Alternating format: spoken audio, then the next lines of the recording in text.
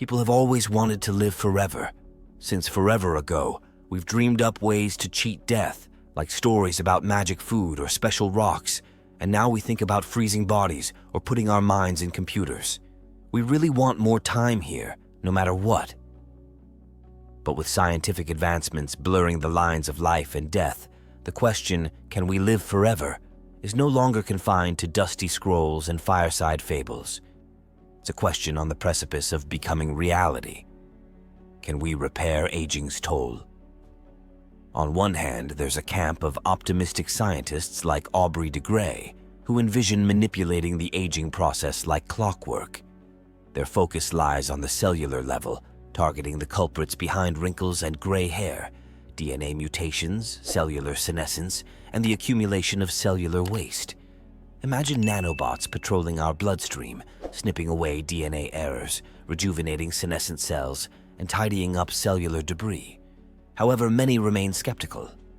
Our understanding of aging while growing is still riddled with unknowns.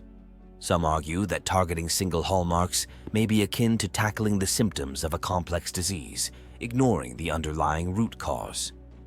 Additionally, manipulating living systems on such a fundamental level carries an inherent risk of unforeseen consequences. For those who prefer a more literal form of immortality, cryonic suspension offers a chilling alternative. Companies like Alcor Life Extension Foundation promise to freeze your body after death, hoping that technological advancements in the future will be able to thaw you out and repair the cellular damage caused by death. It's a gamble with a hefty price tag and no guarantee of success. Critics remain unconvinced. Cryonic technology is far from perfect, and the likelihood of reviving a frozen body without incurring catastrophic cellular damage is still largely theoretical. Even if revival miraculously became possible, ethical quandaries abound. Would the reanimated individual be the same person who died? How would they adapt to a future centuries or even millennia removed from their own? Beyond tinkering with bodies, futurists like Ray Kurzweil propose a more radical solution, transcending biology altogether. Their vision involves uploading our consciousness into computers, effectively merging with technology to achieve digital immortality. Imagine your thoughts, memories, and very essence preserved within a silicon shell, roaming the boundless realms of the digital universe. This mind-to-machine transfer, however, faces daunting challenges.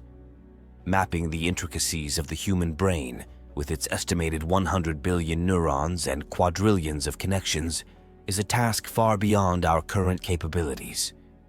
Even if we crack the neural code, can we truly capture the essence of a person within algorithms and silicon? Would a digital copy be the real you, or simply a pale imitation? The price of forever. The ethical and philosophical implications of living forever are vast and complex. Overpopulation becomes a terrifying reality when coupled with immortality. Resource allocation in a world where death is optional would pose unprecedented challenges.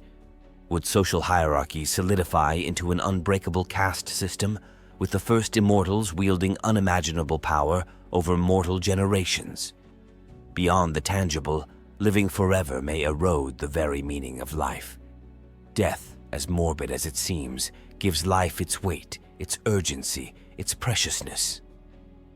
What would become of art, love, and ambition in a world where the final curtain never falls? Without the bittersweet dance between life and death, would existence become an endless, monotonous drone? The quest for forever. Whether through physical repair, digital reincarnation, or some unforeseen scientific leap, the pursuit of immortality continues. It's a testament to our insatiable curiosity, our yearning to defy the natural order.